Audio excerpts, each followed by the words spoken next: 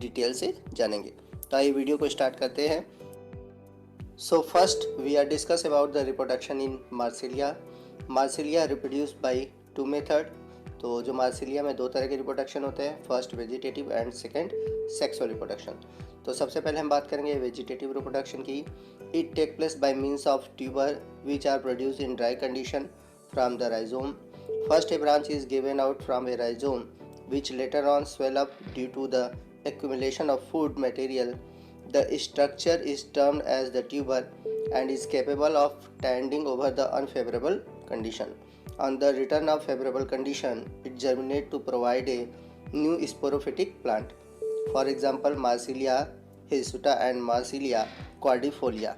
तो यदि अगर हम बात करें मार्सिलिया में वेजिटेटिव रिप्रोडक्शन की, तो ये ट्यूबर्स के थ्रू होता है। जब एडवर्स कंडीशन आता है, मतलब ड्राई कंडीशन आता है, तो ये क्या कहते हैं, इनके जो राइजोम होते हैं इनसे कुछ ब्रांचेस निकलते हैं जो कि स्वेल कह जाते हैं due to accumulation of food material, जिसमें कि फूड मटेरियल इकट्ठा होता है और इस स्ट्रक्चर को हम बोलते हैं ट्यूबर।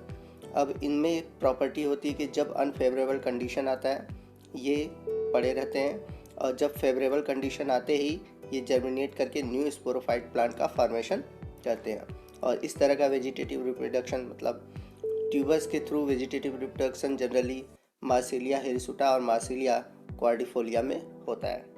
वही बात करें इनके सेक्सुअल रिप्रोडक्शन की, it take place by the production of spore. तो इनमें जो सेक्सुअल रिप्रोडक्शन होता है वो स्पोर के थ्रू होता है। Marsilea is heterosporous, that means produce two type of spore, microspore and megaspore. तो जो मार्सिलिया होता है वो हेट्रोस्पोरस होता है, मतलब कि इसमें दो तरह के स्पोर होते हैं, एक माइक्रोस्पोर होता है और दूसरा मेगास्पोर होता है। तो जो माइक्रोस्पोर होता है वो साइज़ में छोटा होता है, जबकि जो मेगास्पोर होते हैं वो साइज़ में बड़े होते हैं। These spore are produce in microsporangia and megasporangia. These spore are borne in special type of spore produce in organ is called sporocarp. तो जो माइक्रोस्पोरेंजिया होती है उसके अंदर बनते हैं माइक्रोस्पोर, और जो मेगास्पोरेंजिया होती है उसके अंदर बनते हैं मेगा स्पोर। वही बात करें, जो ये स्पोरेंजिया होती हैं वो एक स्पेशल प्रकार के ऑर्गन के अंदर पाई जाती हैं जिसे हम बोलते हैं स्पोरोकार्प। तो स्पोरोकार्प क्या होता है, इनके बारे में हम लोग डिटेल से जानेंगे। जैसा कि आप इमेज में देख सकते हैं ये स्ट्रक्चर है स्पोरोकार्प का। तो आइए बात करते हैं स्पोरोकार्प के बारे में।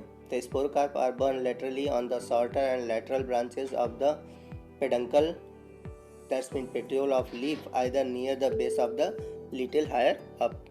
तो यदि अगर हम बात करें स्पोरोकार्प की, तो स्पोरोकार्प का जो फॉर्मेशन होता है वो राइजोम से होता है। राइजोम के जो लेटरल रीजन होते हैं, बेस पॉइंट होते हैं, वहीं पर यह पाया जाता है और पेट्रियोल से जुड़ा होता है, जैसा कि आप स्पोरोकार्प का स्ट्रक्चर देख सकते हैं। और ये जो स्पोरोकार्प होता है इसमें स्टार्क लाइक स्ट्रक्चर होता है जिसे हम बोलते हैं पेडंकल, और इसी पेडंकल के थ्रू ये पेट्रियोल से जुड़ा होता है। तो जैसा कि आप स्पोरोकार्प देख सकते हैं कि ये लेटरल रीजन पे पाया जाता है। They arise solitary or in cluster. The peduncle is usually unbranched, but it may be branched also. The number of sporocarp differ in different species and vary from 1 to 20 और यदि बात करें हम स्पोरोकार्प की उत्पत्ति की, तो या तो सोलेटरी होते हैं अर्थात अकेले होते हैं, या फिर ये ग्रुप में पाए जाते हैं। और बात करें इनकी संख्या की, तो इनकी संख्या डिपेंड करती है स्पीसीज़ पे, कौन सी जाति है। तो अलग अलग स्पीसीज़ में इनके नंबर जो होते हैं वो कम या अधिक हो सकते हैं। तो जैसा कि एनिमेशन में आप देख सकते हैं, किसी जाति में एक है, किसी जाति में एक से अधिक है, तो वो डिपेंड करता है कि कौन सी जातियां हैं। तो जैसे कि आप देख सकते हैं मार्सिलिया पॉलीकार्पा में ढेर सारे स्पोरोकार्प हैं, बट ये सब अलग अलग स्टाल के थ्रू, मतलब पेडंकल के थ्रू पेटियोल से जुड़े हुए हैं। बट वही बात करें हम मार्सिलिया क्वार्डिफोलिया की, तो इसमें अधिक स्पोरोकार्प हैं, बट वो एक ही पॉइंट पर पेटियोल से जुड़े हुए हैं। वही बात करें हम मार्सिलिया माइन्यूटा की, तो उसमें भी स्पोरोकार्प अधिक हैं, बट वो एक ही पॉइंट पर राइजोम और पेटियोल के बेस पॉइंट से जुड़े हुए हैं। तो कहने का मतलब है कि ये डिपेंड करता है कौन सी जातियाँ हैं, और जातियों के अकॉर्डिंग इनमें अलग अलग पोजीशन होते हैं और अलग अलग नंबर होते हैं स्पोरोकार्प के। So you think that public speaking is a learnable skill? Then why you feel bad about this? If someone says this to you, excuse me, you should next बात करते हैं हम इसके एक्सटर्नल मार्फोलॉजी की। Each sporocarp is an oval और bean shaped biconvex flattened structure. It is green and soft when in young, but at maturity it becomes very hard and brown in color. It is made up of short stalk known as peduncle and the body.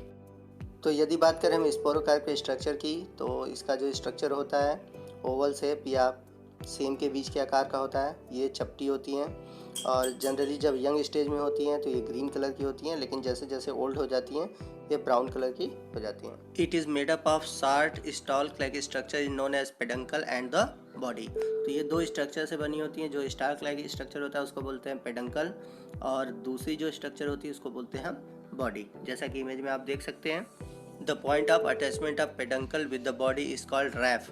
तो जैसा कि image में आप देख सकते हैं, जहाँ पर stalk मतलब पेडंकल और बॉडी मिलते हैं उसी को हम बोलते हैं रैफ। Slightly above the rap in a median plane are present one or two protuberances are called tubercles.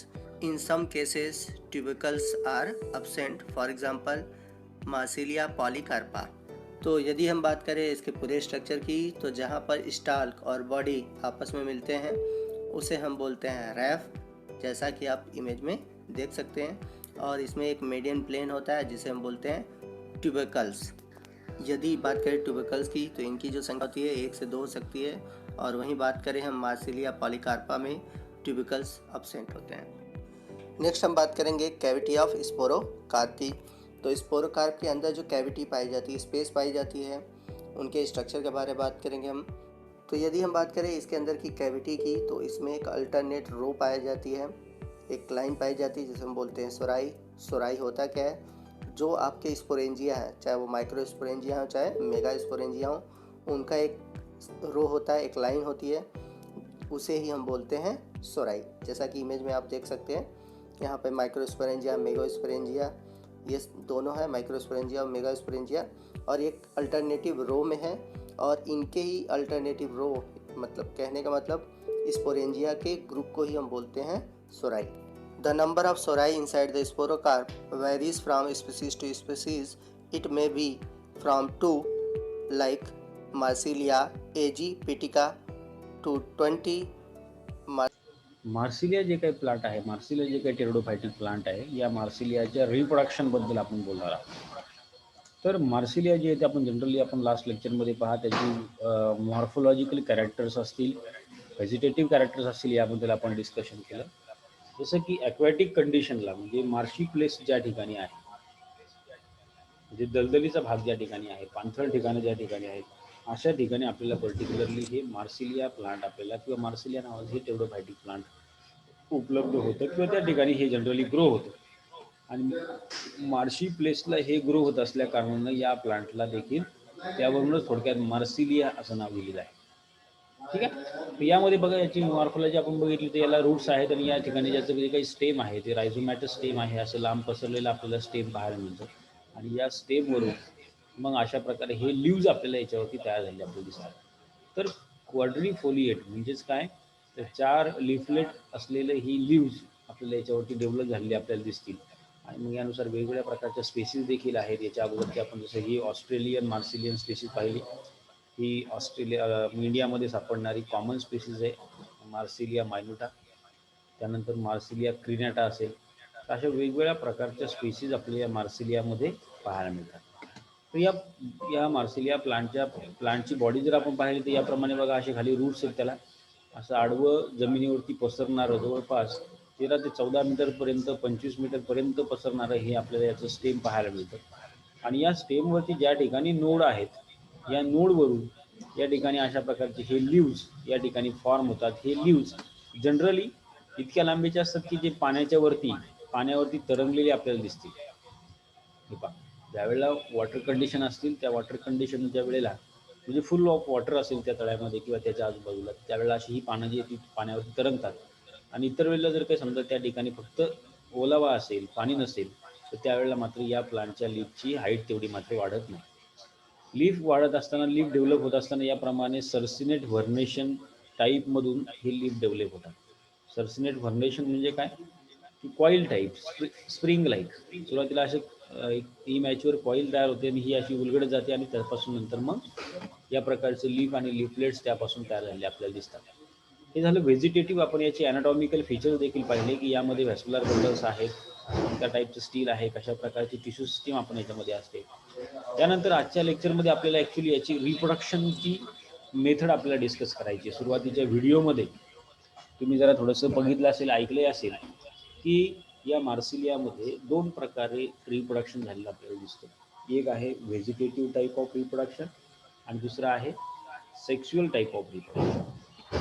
तर व्हेजिटेटिव्ह टाईप ऑफ रिप्रोडक्शन म्हणजे सिम्पली काय, या प्लांटचा कोणताही एखादा पार्ट जर काही समजा तो त्या प्लांटपासून वेगळा होत असेल किंवा त्यापासून जर काही या प्लांटचं नवीन प्लांट जर काही समजा रिप्रोड्यूस होत असेल तर त्याला म्हणायचं व्हेजिटेटिव्ह रिप्रोडक्शन. हे व्हेजिटेटिव्ह रिप्रोडक्शन जे आहे हे स्पेशली एक प्रकारचं स्ट्रक्चर या ठिकाणी या प्लांटवरती डेव्हलप होतं. ते म्हणजे एक ट्यूबर, एक प्रकारचा जसं एखादा कंद असतो की नाही, बटाटा कसा असतो, आलू, त्या प्रकारचा पण छोटासा अगदी एक ट्यूबर या ठिकाणी या प्लांटवरती तयार होतो इन दी ड्राय कंडिशन्स. ज्यावेळेला पूर्णपणे ड्राय कंडिशन्स येतात, म्हणजे पाणी जर काही आटलं समजा त्या प्लांटच्या आजूबाजूचं, अशा वेळेला ॲबनॉर्मल कंडिशनमध्ये या प्लांटच्या रायझोमवरती अशा प्रकारच्या ट्यूबर्स डेव्हलप होतात in the dry conditions and certain branches are developed on the rhizome which swell because of the storage of food material.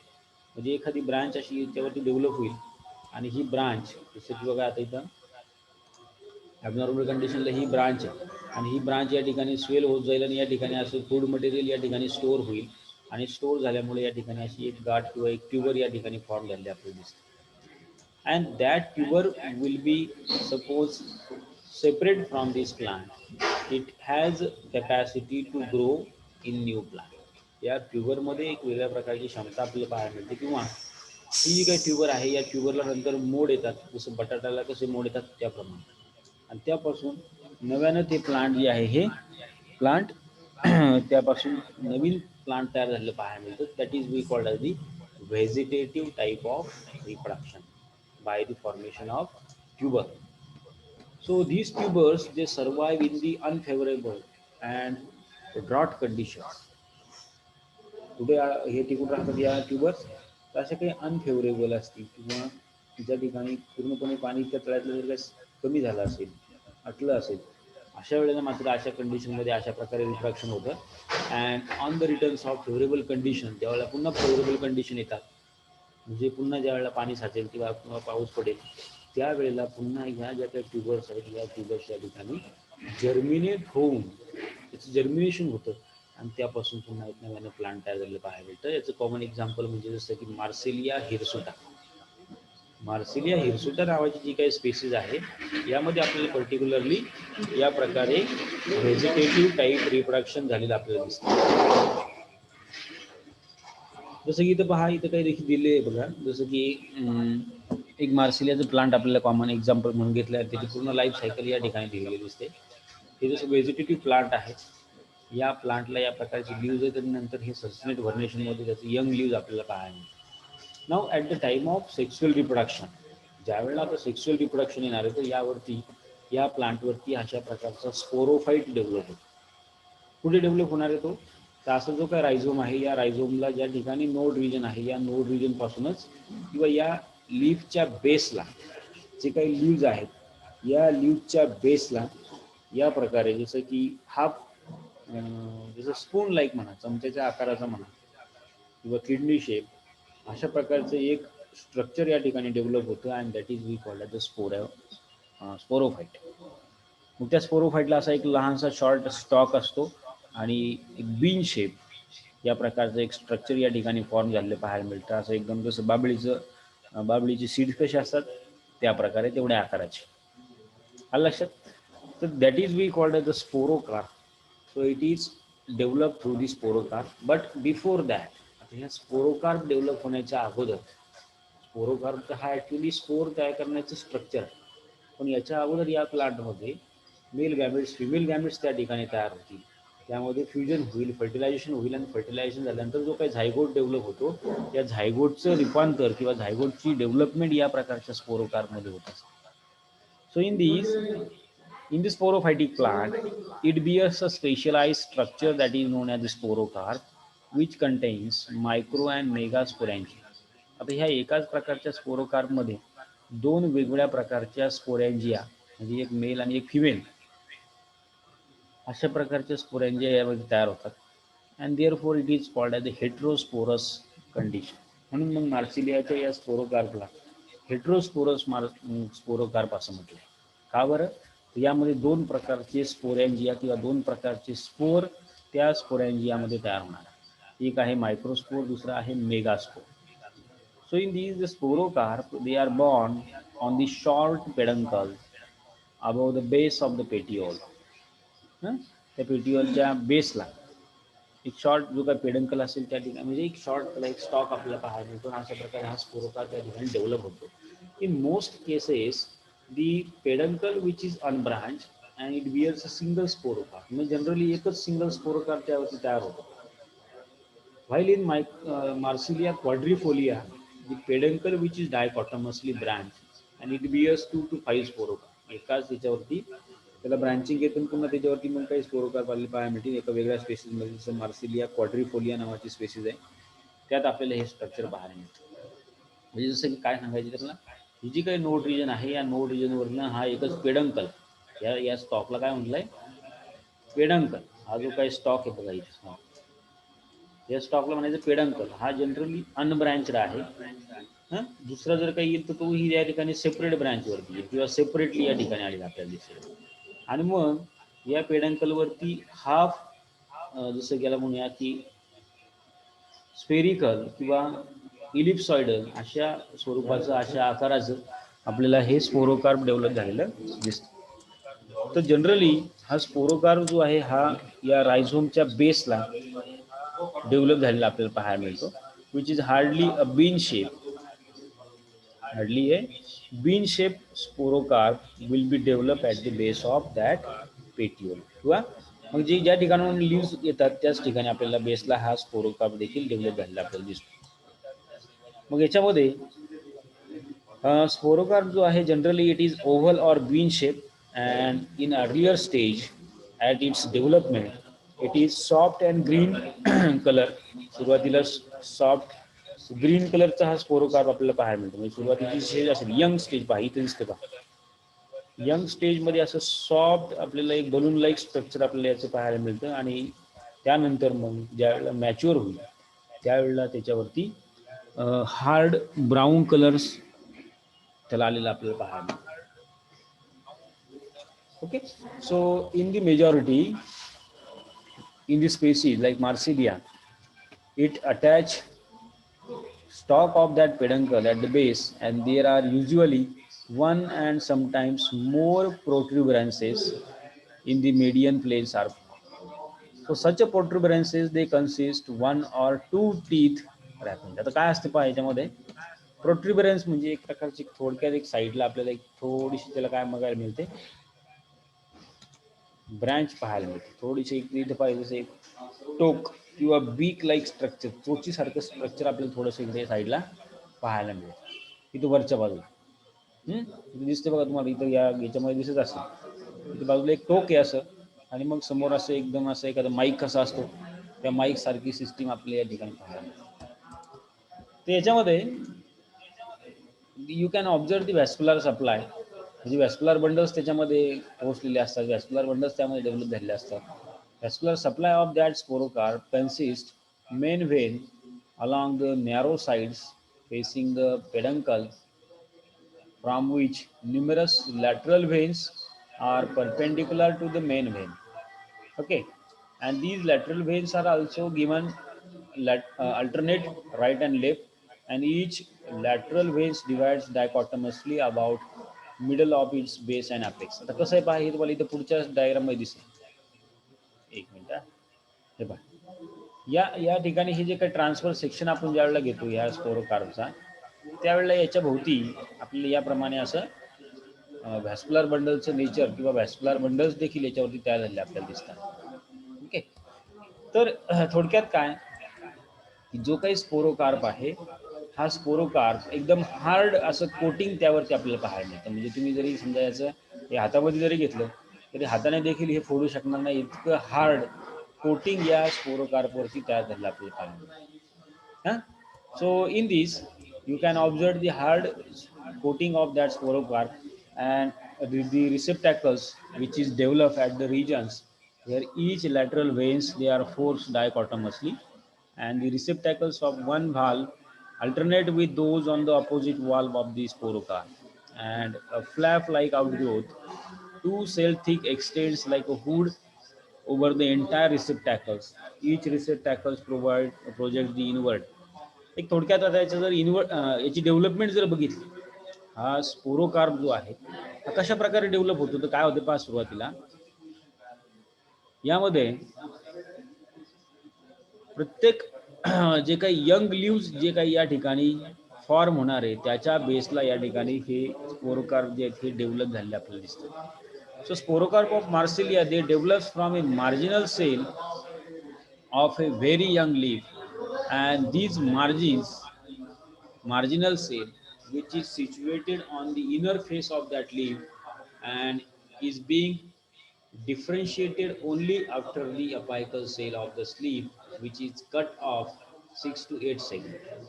त्या लीफच्या बेसपासूनच याचं फुटवा फुटलेला आपल्याला पाहायला मिळतो थोडक्यात, की ज्यामध्ये मार्जिनल सेल जे आहेत स्पोरोकार्प इनिशियलच्या ते divides many times and through that these sporocarp will be developed. So जसं की याच्यामध्ये पहा, as the distal part enlarges to form the sporocarp, two rows of sorrel mother cells they are appear on the ventral side arising directly from the marginal cells of the earlier stage. तर एक थोडक्यात लक्षात घ्या, तर diagram मधून तुम्हाला थोडक्यात सांगतो. इथं पहा, हे जे काही लीफचा हा जो काही पेटिओल आहे इथं बेसला, त्या बेस पासूनच ही एक ब्रांच आपल्याला या ठिकाणी डेव्हलप झाली पाहायला मिळते, आणि या ब्रांच वरती हा या प्रकारचा स्पोरोकार्प डेव्हलप अशा स्वरूपात. आता काही स्पेसिस मध्ये या स्पोरोकार्प वरती असे काही हेअर्स देखील आपल्याला पाहायला मिळतात. सुरुवातीला इनिशियली हा हिरव्या रंगाचा दिसतो, पण नंतर नंतर जसा मॅच्युअर होईल तसा हार्ड आणि ब्राऊन कलर झालेला आपल्याला याचा दिसतो.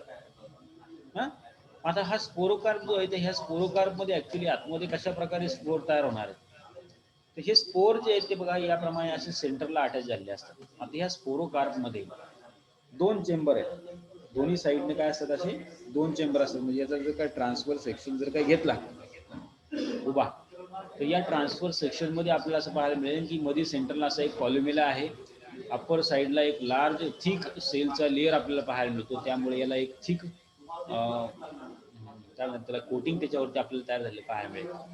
आणि त्यानंतर आतमध्ये अशा प्रकारचे स्पोर तयार करणारे किंवा स्पोर ज्या चेंबरमध्ये तयार होतील असे स्पोरॅन्जिया यामध्ये तयार होतील. लक्षात घ्या, हे काय स्पोरॅन्जिया आहेत. Okay, these are we called as the sporangia. These are we called as the sporangia, and inside to these sporangia the spore will be formed. मग आता यामध्ये दोन प्रकारचे स्पोर तयार होतात. त्याचे ब्रांचेस पहा कशा प्रकारे स्ट्रक्चर आहे हे आपल्या याच्यावरून लक्षात येईल. पुढे जाऊन काय होतंय की जे काही स्पोरोकार्प आहे, या स्पोरोकार्पचं जर काही आपण इंटरनल स्ट्रक्चर जर काही ऑब्झर्व केलं, जसं आता पाहिलं आपण ट्रान्सवर्स म्हणा किंवा लॉन्जिट्युडिनल वे किंवा डॉर्सी वेंट्रल सेक्शन जर काही याचे घेतले, म्हणजे वेगवेगळ्या अंगाने जर काही याला कट केलं, ट्रान्सफर सेक्शन घेतला, लॉन्जिट्युडिनल सेक्शन घेतला, आपण डॉर्सी वेंट्रल सेक्शन जर काही घेतला, तर अशा वेगवेगळ्या प्लेनमधून या स्पोरोकार्पचं आपल्याला थोडंसं वेगळ्या प्रकारचं स्ट्रक्चर आपल्या या ठिकाणी पाहायला मिळेल, ज्यामध्ये the following tissues are seen in the transverse sections. Like outer side, sporocarp has a very thick wall, 3 layers of epidermal cells. So outer layer which is known as the epidermal cell, की जो एकदम thick sale wall पासून तयार झालेला असतो. Epidermis which is interrupted by number of stomata, त्याच्यावरती काही stomata देखील आपल्याला पाहायला मिळतील. त्याच्या आतमध्ये आतल्या बाजूला काही हायपोडर्मल लेयर्स दिसतात, जसं की इथे पहा डायग्राम मध्ये तुम्हाला पाहायला मिळेल. ही बाहेरचं जे ती इपिडर्मल लेअर आहे, बाहेरचा जो तो काय इपिडर्मल लेअर आहे, त्यानंतर आतमध्ये मग नंतर हायपोडर्मिसचा लेअर आपल्याला याच्यामध्ये पाहायला मिळतो. असे अनेक मल्टिपल सेलचे लेअर आपल्या याच्यामध्ये दिसतात, आणि मग सेंटरला मात्र मग या प्रकारचे हे स्पोर तयार करण्यासाठीची सॅक आपल्याला या ठिकाणी पाहायला मिळते, that is we called the indusium. हा, एक जिलॅटिनस रिंग सुद्धा त्याच्या भोवती आपल्याला पाहायला मिळते, एक जेली लाईक जिलॅटिनस रिंग. आणि त्या रिंगच्या आतमध्ये मग हे इंडोसियम आणि या इंडोसियमच्या आतमध्ये मग हे स्पोरॅन्जिया तयार होतात. आता इथे वेगवेगळे सेक्शन घेऊन दाखवले बघा. जसं हा त्याला म्हणूया आपण व्हर्टिकल सेक्शन आपल्याला घेतलेलं पाहायला मिळतं, व्हर्टिकल हॉरिझॉन्टल सेक्शन. हा ट्रान्सफर सेक्शन आपल्याला इथे घेतलेलं खाली पाहायला मिळतं. हा, आणि एक साधारणतः बस्ट झाल्यानंतर सेल ज्यावेळेला किंवा हे स्पोरोकार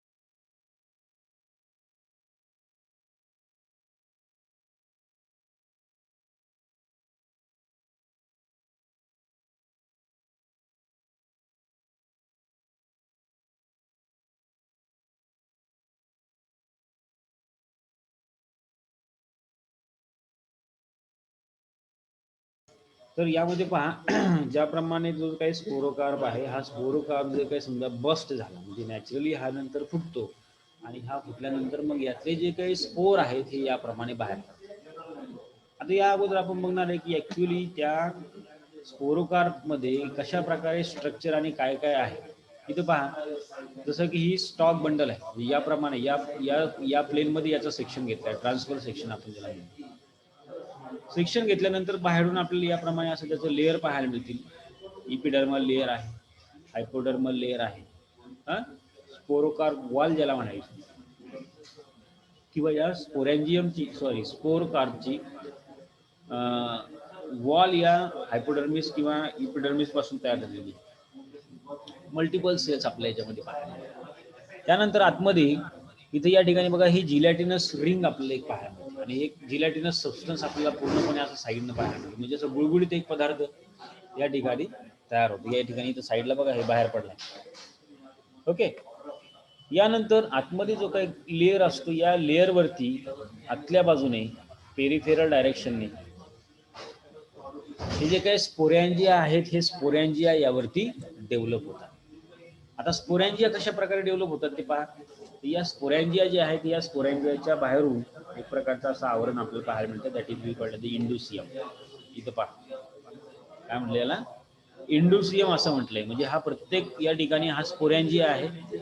या स्पोरॅन्जियाच्या बाहेरून एक प्रकारचं आवरण आहे की जे एकमेकाच्या स्पोरॅन्जियापासून सेपरेट आउट करतात. So this is we called the indusium. Okay, lateral bundles, lateral branches, placental branches, आणि मग याप्रमाणे अशी प्लॅसेंटल ब्रँचेस या ठिकाणी तयार होतील. या प्लॅसेंटल ब्रँचच्या टोकाला एक मोठ्या साईजची एक बॅग किंवा एक सॅक लाईक स्ट्रक्चर या ठिकाणी तयार होतं. टोकाला एका ठिकाणी मोठ्या साईजचं स्ट्रक्चर तयार होतं आणि बेसला थोडेसे लहान आकाराचे असे 2 बलून लाईक स्ट्रक्चर्स तयार होतात. आता यामध्ये ही टोकाला जे काही स्ट्रक्चर आहे मोठ्या आकाराचं, that is we called as a megasporophyll. काय म्हणायचं त्याला, मेगास्पोरोफिल. इथे बघा ही जे काही मोठं स्ट्रक्चर जे आहे याला म्हणायचं मेगास्पोरोफिल. म्हणजे काय, ते female spores, female reproductive organ, बरोबर. आणि त्याच्या बेसला जे काही 2 आहेत हे लहान लहानसे, these are we called as the microsporophyll किंवा मायक्रोस्पोरॅन्जियम आणि मेगास्पोरॅन्जियम. मायक्रोस्पोरॅन्जियम जे ते काय करतील, मेल रिप्रोडक्टिव्ह ऑर्गन म्हणून या ठिकाणी काम करतील. आणि मेगास्पोरॅन्जियम जे आहे ते काय, फिमेल रिप्रोडक्टिव्ह ऑर्गन. म्हणजे काय झालं पहा, मेल आणि फिमेल दोनही प्रकारचे स्पोर जे आहेत हे या ठिकाणी तयार होतात. लक्षात. So these are the we called as the megaspore and microspore will be found inside these megasporangium and microsporangium. मग आता या ठिकाणी बघा इथे सुद्धा इथं फुटल्यानंतर बघा हे सफेद जे काही दिसतात मोठाले आकाराचे ते आहेत मेगास्पोर, आणि त्याच्या साईडला अगदी बारीक बारीक आकाराचे जे काही दिसतात these are we called as the microspore. अशा प्रमाणामध्ये हे मेगास्पोर आणि मायक्रोस्पोर ऍक्च्युली या स्पोरोकार्पवरती डेव्हलप झालेले आपल्याला दिसते. हा, मग याच्यामध्ये बघा, या हे स्पोर जे ते पुढे जाऊन जर्मिनेट होतात आणि त्यापासून मग गॅमेटोफाइट तयार होईल. ते नंतर आपण पुढे बघूया. पण या स्ट्रक्चरमध्ये जर डिटेल जर बघितलं आपण स्पोरोकार्पच्या स्ट्रक्चरमध्ये, याप्रमाणे जो काही प्लासेंटा आहे साईडला, त्या प्लासेंटापासून अशा प्रकारच्या ब्रँचेस प्रत्येक स्पोरोकार्पमध्ये तयार होतील. आणि या स्पोरोकार्पमध्ये टीपला म्हणजे अपेक्सला मेगास्पोरोफिल आणि बेसला मात्र अशा दोन मायक्रोस्पोरोफिल अशा तयार होतील. मेगास्पोरोफिल जे आहेत, या मेगास्पोरोफिलमध्ये काय तयार होणार आहे, तर मेगास्पोर म्हणजे फिमेल स्पोर. आणि मायक्रोस्पोरोफिलमध्ये मायक्रोस्पोर तयार होईल, म्हणजे ज्याला म्हणून आपण मेल रिप्रोडक्टिव्ह ऑर्गन. मग हे वेगवेगळ्या अँगलनं बघा, आता हे वेगवेगळ्या अँगलनी घेतलेले सेक्शन आहेत आणि त्यानुसार दिसलेले आपल्याला हे डायग्राम आहे. इवन ओरिजिनल मायक्रोस्कोप खाली ज्या वेळेला आपण याची सेक्शन घेतो, ज्या वेळेला आपण ऑब्झर्व करतो, तर त्यावेळेला देखील आपल्याला अशा प्रकारचं स्ट्रक्चर पाहायला मिळतं. काय आहे बघा याच्यामध्ये, एक साईडला पहिल्यांदा सीड कव्हरिंग आहे, क्युटिकल आहे. क्युटिकल नंतर इपिडर्मल लेअरचा असा भरपूर मल्टिपल सेल्स आपल्या याच्यामध्ये दिसतात. हायपोडर्मिस या ठिकाणी दिसेल. हे पहा, इपिडर्मिस नंतर हा लेअर जो आहे तो पूर्णपणे हायपोडर्मिसचा लेअर आहे. यानंतर या ठिकाणी हे जे बघा थोडंसं स्पेस आपल्याला याच्यामध्ये पाहायला मिळतो. And this material we called as a gelatinous material. हे काय, जिलॅटिनस मटेरियल आहे. जिलॅटिनस म्हणजे काय, की असं गुळगुळीत पदार्थ आपल्याला जो काही थोडासा याच्यासारखा दिसतो, असं एक जिलॅटिनस मटेरियल या ठिकाणी डेव्हलप झालेलं आपल्याला पाहायला मिळते. सुरुवातीच्या टोकाला देखील असते, बेसला देखील असतं आणि साईडनं देखील असं पूर्णपणे हे जिलॅटिनस मटेरियल तयार झालेलं आपल्याला दिसेल. त्यानंतर महत्वाची गोष्ट आहे की या पेरिफेरल म्हणजे साईडच्या बॉल पासून या प्रकारचा असा प्लासेंटा या ठिकाणी डेव्हलप होतो. हा प्लासेंटा या ठिकाणी डेव्हलप झाला पहा, म्हणजे एक प्रकारची नाळ या ठिकाणी डेव्हलप झाली आणि या प्लासेंटाच्या टोकाला याप्रमाणे मोठ्या साईजची अशी एक मेगास्पोरोफिल या ठिकाणी तयार होते. या ठिकाणी हा स्पोरॅन्जियम तयार होईल, दॅट इज मेगास्पोरॅन्जियम. आणि या मेगास्पोरॅन्जियम मध्ये काय, एकतर एक सिंगल मेगास्पोर या ठिकाणी तयार. आणि याच्या खाली बेसला हे जे काय आहेत दोन, these are we called as the मायक्रोस्पोरॅन्जियम किंवा मेल रिप्रोडक्टिव्ह गॅमेट्स या ठिकाणी तयार होतील किंवा मेल रिप्रोडक्टिव्ह स्पोर्स या ठिकाणी तयार होतील. अशा प्रकारे दोन प्रकारचे स्पोर्स या दोन वेगळ्या प्रकारच्या चेंबरमध्ये तयार होण्यात, एक असणारे मोठ्या आकाराचा, एक असणारे लहान आकाराचा. म्हणून या मार्सिलियाच्या स्पोरोकार्पला म्हटलंय की it has a heterosporous condition. Heterosporous, hetero म्हणजे दोन वेगवेगळ्या आकाराचे स्पोर्स या ठिकाणी तयार होतात. लक्षात. तर अशा प्रकारचे हे स्ट्रक्चर आपल्याला या स्पोरोकार्प मध्ये तयार झालेलं पाहायला मिळतं की ज्यामध्ये स्पोरॅन्जिया तयार होते.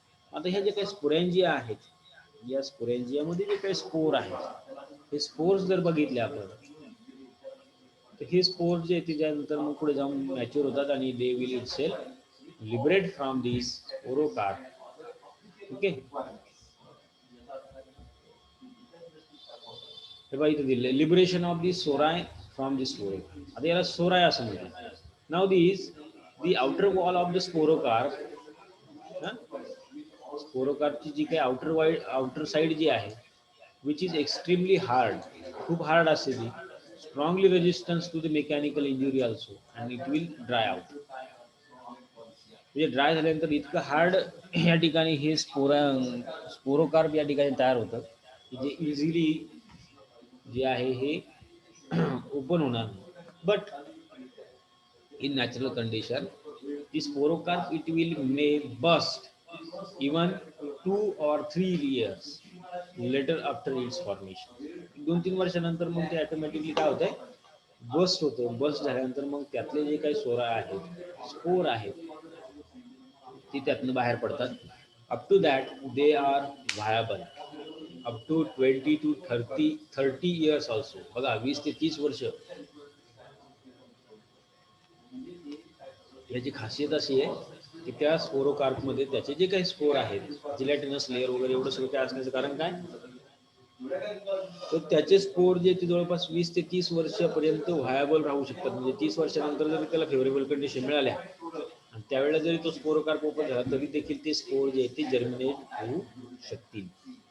काही स्पेसिसमध्ये इथे जवळपास 50 वर्षापर्यंत सुद्धा देखील हे स्पोर जे आहेत ते व्हायबल राहू शकतात. व्हायबिलिटी म्हणजे काय? जसं की एखादं आपण सीड आहे बघा, एखादं बी आपण स्टोअर करून ठेवतो, वर्षभर स्टोअर करून ठेवलं, 2 वर्ष करून ठेवलं, 2 वर्षानंतर आपण जर का त्याची पेरणी केली तर बऱ्याच वेळेला सगळ्याच्या सगळे सीड जे आहेत हे उगवून येत नाही. त्याची उगवण क्षमता तोपर्यंत संपते.